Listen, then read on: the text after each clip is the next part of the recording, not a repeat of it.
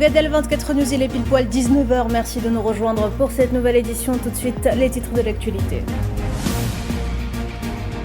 À la une ce soir, au moins 65 Palestiniens sont tombés en martyrs dans la bande de Gaza depuis l'aube. 9 d'entre eux étaient des demandeurs d'aide humanitaire. Plus que quelques jours avant le coup d'envoi de la 4e édition de la foire commerciale intra-africaine, l'IATF 2025 en Algérie, le président Abdelmajid Tebboune a présidé cet après-midi une réunion de travail consacrée aux préparatifs. Et puis dans notre dossier guerre en Ukraine, l'avion d'Ursula von der Leyen victime d'un brouillage GPS en Bulgarie, la Russie soupçonnée. Le Kremlin, par le biais de son porte-parole, nie en bloc ces accusations.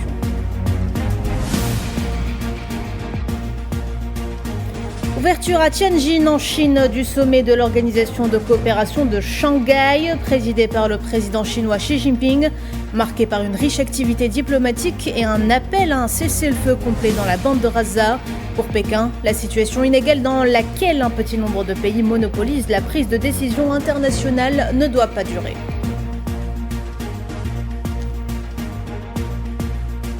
Et enfin, crise politique en France. Pour François Bayrou, la question du 8 septembre n'est pas le destin du Premier ministre, mais le destin de toute une France. La présidente de la Banque Centrale Européenne, Christine Lagarde, met en garde contre les répercussions régionales en cas de blocage dans l'Hexagone.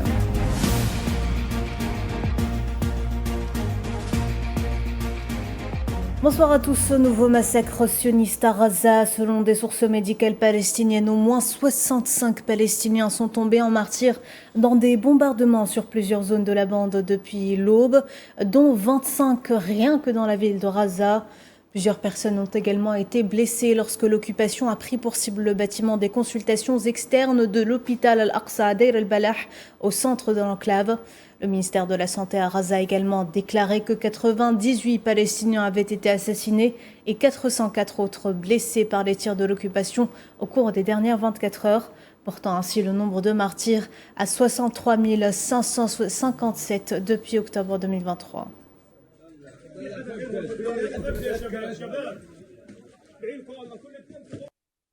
Le mouvement de résistance palestinien Hamas a dénoncé dans ce contexte le bombardement par l'occupation sioniste du bâtiment des consultations externes de l'hôpital Al-Aqsa à Deir el-Balah, le qualifiant de crime de guerre.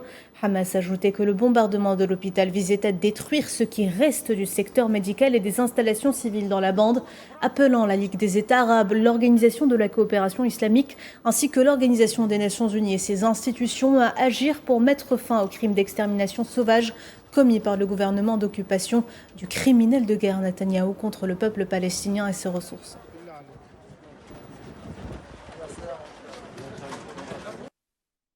Les Palestiniens attendant les distributions d'aide alimentaire continuent de subir les pires atrocités alors que les forces d'occupation postées près des points de distribution s'adonnent depuis des mois à des fusillades de masse. Ce lundi, au moins 9 civils, dont 2 femmes, ont été pris pour cible à Rafah et à Khan Younes au sud de la bande.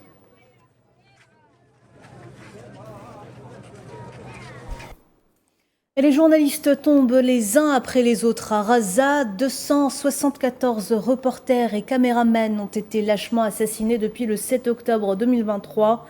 Dans ce contexte, les médias en ligne de toute l'Asie ont publié ce lundi des bannières sur leur site web et diffusé des messages appelant à la protection des journalistes de Gaza qui continuent de faire partie des principales cibles de l'occupation à cause de leur voix qui porte au monde la réalité des atrocités commises par la machine de guerre sioniste.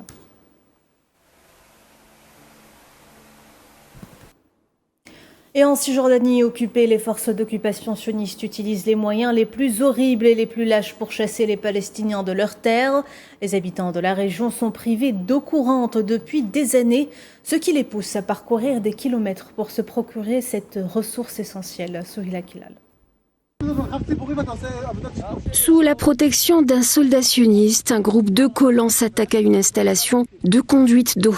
Ce n'est malheureusement pas un acte isolé, ce genre de pratique est très courant en Cisjordanie. Leur but, priver les villageois d'eau potable pour les pousser à partir dans le but de s'accaparer de leurs terres. En plus de parcourir de longues distances pour aller chercher le précieux liquide, les Palestiniens dépendent des livraisons coûteuses d'eau pour gérer la crise chronique. Ils attaquent toutes ces canalisations, les cassent, nous sommes venus les réparer à plusieurs reprises. Ils cassent aussi la soupape de pression et la poignée qui sert à arrêter l'eau. Nous manquons d'eau à cause des attaques des colons. Ils ont coupé l'approvisionnement en eau de Kafr Malik et c'est la principale source d'eau de la Cisjordanie. Donc nous sommes venus nous approvisionner ici. Une situation éprouvante pour les Palestiniens de Cisjordanie, notamment les villageois, qui voient leurs ressources hydriques dangereusement s'assécher, rendant l'irrigation des terres impossible. Résultat, des terres arides, les récoltes tarissent et des bétails et cheptels qui meurent de soif. Si les colons continuent leurs attaques, nous aurons un conflit sur l'eau, plus que sur la question de l'occupation. Les Israéliens ne cherchent pas seulement à réduire l'approvisionnement en eau. Le problème est une question de sécurité, une question économique et une question systématique d'expulsion des gens. Les Palestiniens sont depuis des années confrontés à une crise chronique de l'eau. Partout en Cisjordanie, les réservoirs d'eau sont courants dans les maisons palestiniennes pour stocker l'eau de pluie ou de l'eau livrée par camion en raison d'un réseau d'eau courante déjà peu fiable. Une situation qui a été aggravée par les attaques des colons. Cette situation ne touche pas uniquement les villages, mais également les grandes villes qui, comme Ramallah, sont confrontées à des pénuries d'eau, dépendant désormais des robinets publics. Allez, on ouvre à présent le dossier africain de ce journal. Le président de la République, Abdelmajid Tebboune, a présidé ce lundi une réunion de travail consacrée aux préparatifs de la cérémonie d'ouverture de la 4e édition de la foire commerciale intra-africaine, l'IATF 2025, prévue à Alger du 4 au 10 septembre. Et justement, J-3 avant le lancement de la foire commerciale intra-africaine, l'IATF, un catalyseur décisif pour la mise en œuvre de la ZLECA, fait un soutien important pour le développement industriel africain. Objectif, promouvoir une croissance durable, inclusive et équitable pour l'ensemble du continent. Maria Chouillard. Du 4 au 10 septembre 2025, Alger accueillera la 4e édition de la foire commerciale intra-africaine au Palais des Expositions des Paix Maritimes à Alger, un événement phare du commerce intra-africain.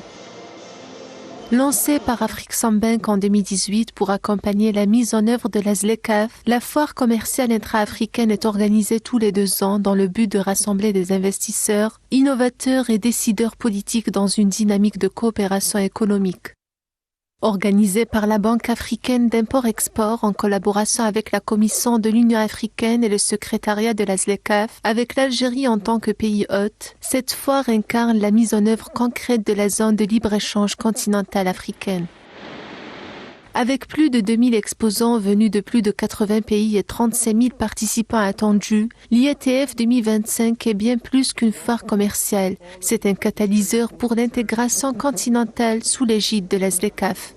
Un marché unique qui incarne l'un des projets les plus ambitieux du continent africain, avec une population de plus de 1,4 milliard de personnes et un PIB combiné de plus de 3 500 milliards de dollars, véritable pilier de l'agenda 2063 de l'Union africaine. La ZLECA vise à transformer profondément l'économie du continent, avec comme ambition d'atteindre 30% de commerce intra-africain d'ici 2030, tout en générant 450 milliards de dollars supplémentaires pour les économies africaines et en améliorant les revenus de plus de 70 millions de personnes d'ici 2035. L'IATF 2025 vise des objectifs clairs, créer un marché continental unique pour les biens et services, faciliter la libre circulation des personnes et des investissements et accélérer la mise en place d'une union douanière africaine en harmonisant les politiques commerciales.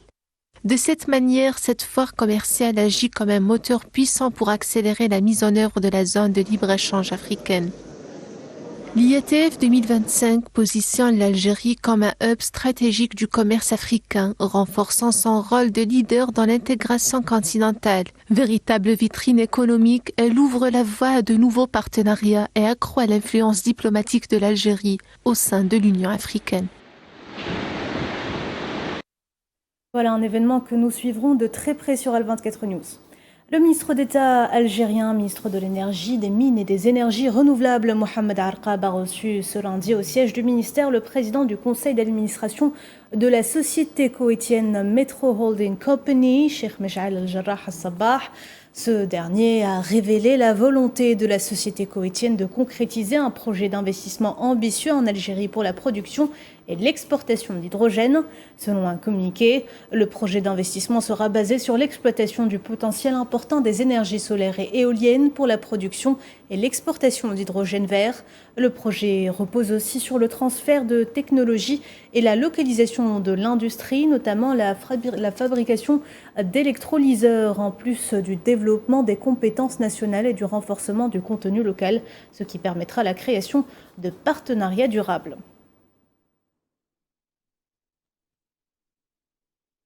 Crise en Libye, le président du conseil présidentiel libyen, Mohamed Younes El-Menfi, a examiné ce lundi à Tripoli les efforts visant à consolider les fondements de la sécurité et de la stabilité dans la capitale, à renforcer l'état de droit et à empêcher le pays de sombrer dans un conflit armé. El-Menfi a souligné l'importance de poursuivre les efforts visant à consolider le cessez-le-feu et à créer un climat propice à un dialogue national inclusif afin de garantir la protection des civils, de préserver les institutions de l'État et de faire avancer le processus politique vers la réalisation des aspirations du peuple libyen à la paix et au développement.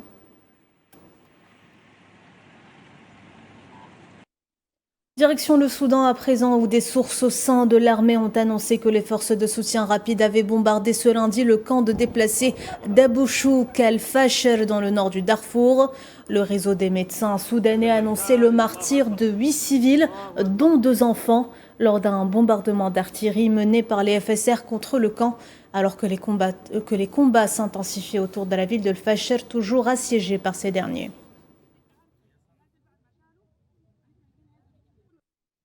On en parlait tout à l'heure en titre, le système GPS de l'avion de la présidente de la Commission européenne, Ursula von der Leyen, a été brouillé dimanche alors qu'il était en route vers la Bulgarie où il a atterri en toute sécurité. Selon un porte-parole de l'UE, une interférence russe serait soupçonnée.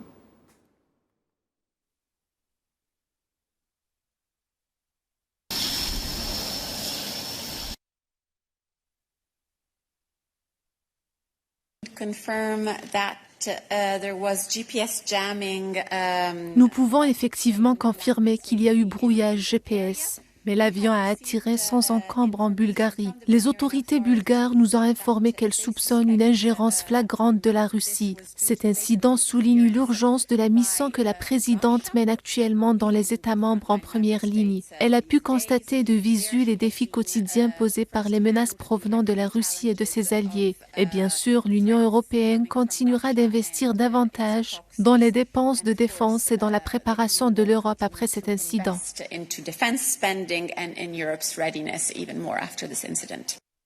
Suite à cette accusation, la Russie, par le biais du porte-parole du Kremlin, a vite nié toute implication dans le dysfonctionnement des systèmes de navigation GPS à bord de l'avion qui transportait la présidente de la Commission européenne. C'est ce qu'a rapporté l'agence de presse officielle russe TASS, citant Dmitri Peskov.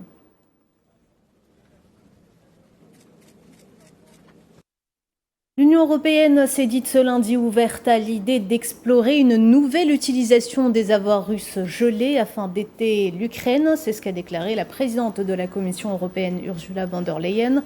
Jusqu'à présent, 3,7 milliards d'euros de bénéfices exceptionnels ont été générés et acheminés vers l'Ukraine, mais la Commission réfléchit désormais aux prochaines étapes et à la meilleure utilisation de ces actifs, saluant la proposition de la Lituanie de saisir les avoirs gelés afin de financer l'aide à Kiev.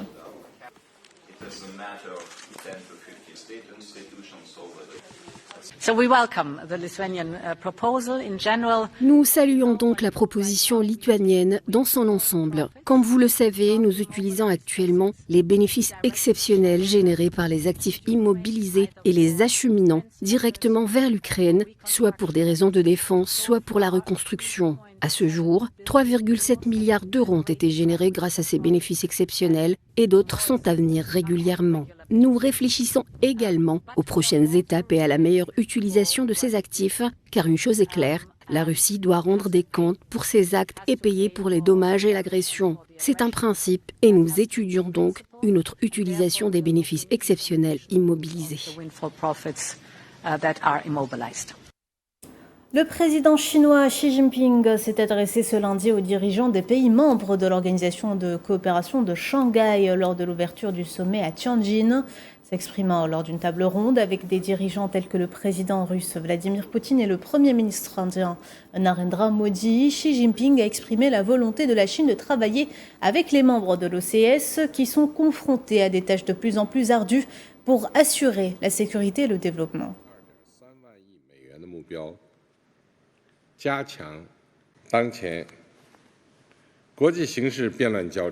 À l'heure actuelle, le paysage international est marqué par des changements et des turbulences interdépendants et les États membres sont confrontés à des tâches de plus en plus ardues pour assurer la sécurité et le développement. La Chine est disposée à collaborer avec toutes les parties pour saisir cette occasion afin de faire le point sur les expériences, d'élaborer un plan directeur et de promouvoir conjointement l'Organisation de coopération de Shanghai pour qu'elle entre dans une nouvelle phase de développement de haute qualité et de coopération de haut niveau et pour bâtir une communauté au destin plus étroit pour la coopération de Shanghai. Le président chinois a par ailleurs promis que Pékin fournirait 2 milliards de yuan d'aide financière aux États membres, ajoutant qu'au cours des 3 prochaines années, la Chine accordera 10 milliards de yuan supplémentaires sous forme de prêts aux membres du consortium bancaire.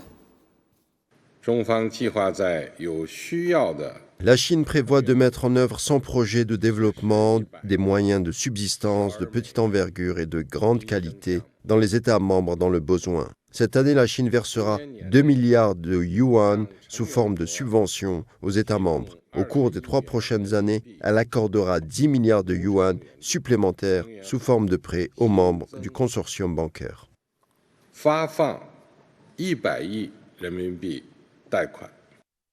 Et de nombreux autres dossiers est également sur la table de ce sommet, à l'instar du génocide sioniste contre Gaza.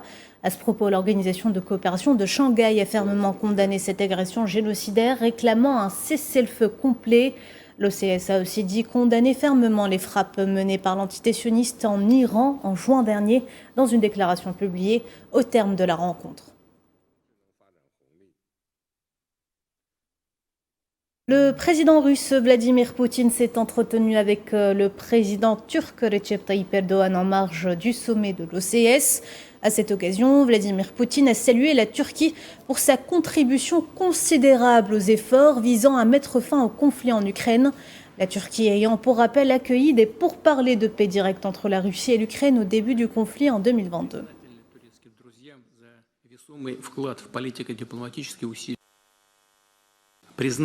Nous apprécions la contribution considérable de nos amis turcs aux efforts politiques et diplomatiques visant à résoudre la crise ukrainienne. 3 cycles des négociations directes entre la Russie et l'Ukraine se sont tenus à Istanbul depuis mai dernier, ce qui a permis de progresser dans la résolution de plusieurs problèmes pratiques dans le domaine humanitaire. Je suis convaincu que le rôle particulier de la Turquie dans ces dossiers continuera d'être recherché.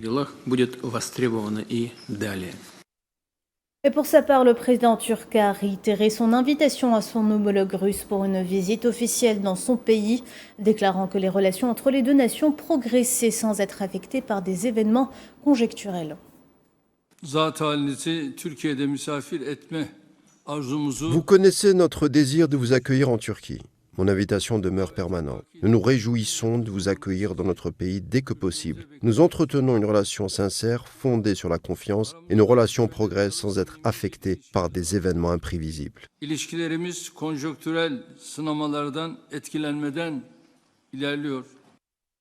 Toujours en marge du sommet de l'ECS, le Premier ministre indien Narendra Modi et le président russe Vladimir Poutine ont eu des entretiens après avoir assisté à la session clé de la réunion.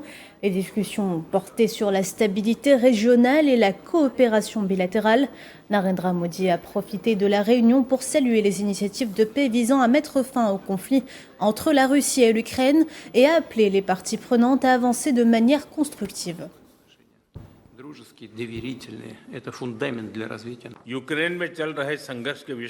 Monsieur le Président, nous avons constamment discuté des conflits en cours en Ukraine. Nous saluons tous les efforts de paix récemment déployés. Nous espérons que toutes les parties progresseront de manière constructive pour mettre fin au conflit au plus vite et instaurer la paix. Nous devons trouver une solution. C'est l'appel de notre humanité.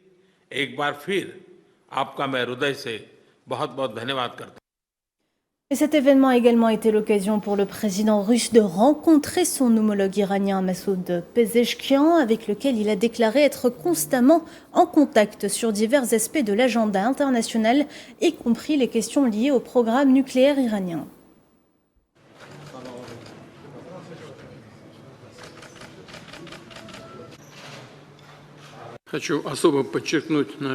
Je voudrais souligner nos relations amicales ainsi que la nature particulière et multiforme des liens entre la Russie et l'Iran. Nous sommes en contact permanent sur divers aspects de l'agenda international, y compris la situation concernant le programme nucléaire iranien.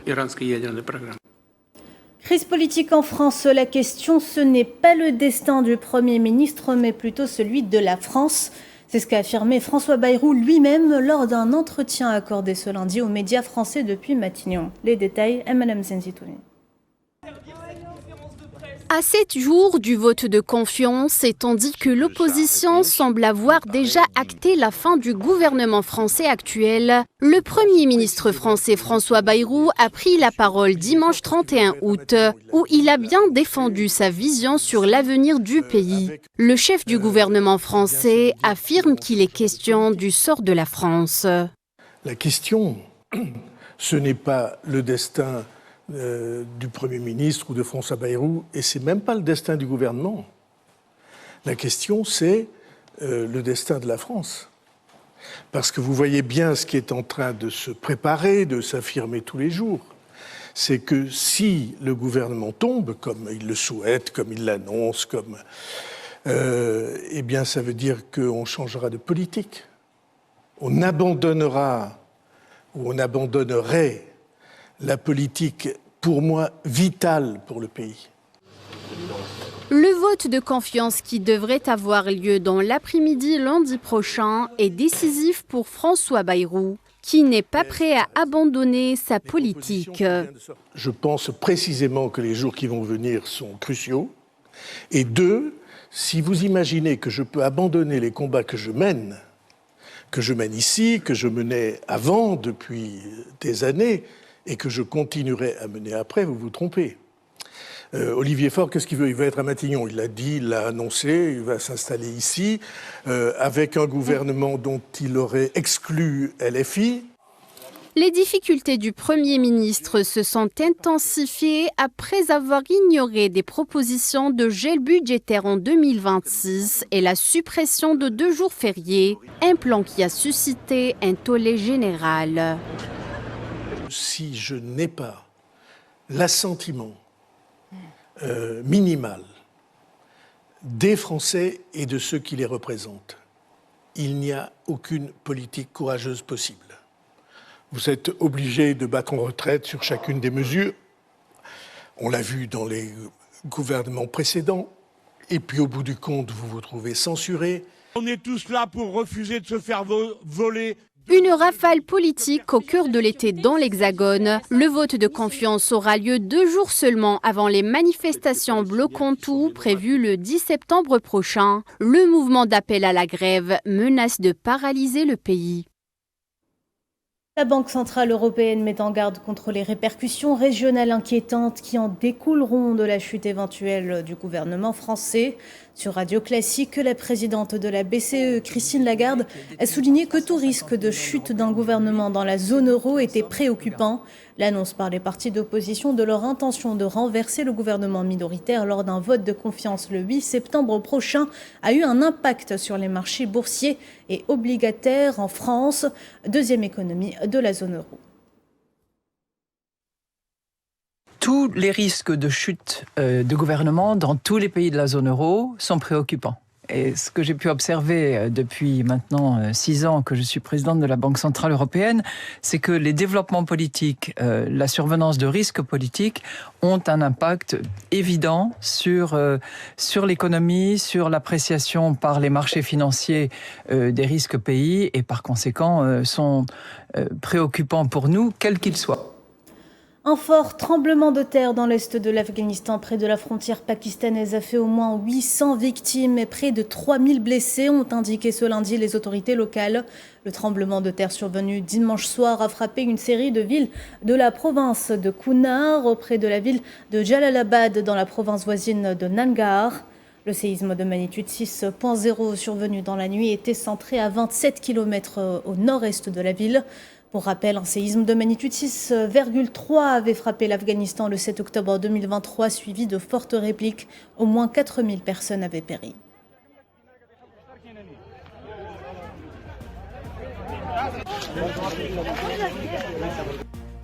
Voilà, madame, monsieur, on arrive à la fin de cette édition. Merci de l'avoir suivi. L'actualité continue sur Al 24 News. Excellente soirée à toutes et à tous.